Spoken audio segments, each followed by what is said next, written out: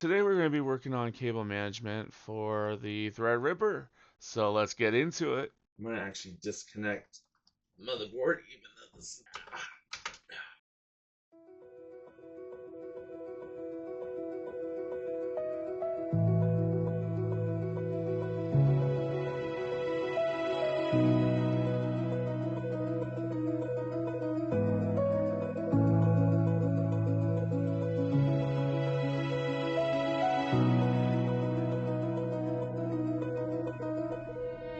Okay,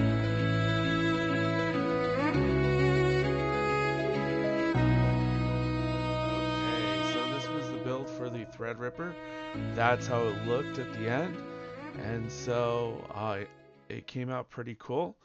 So if you enjoyed this video, please like and subscribe, and we'll see you in the next video.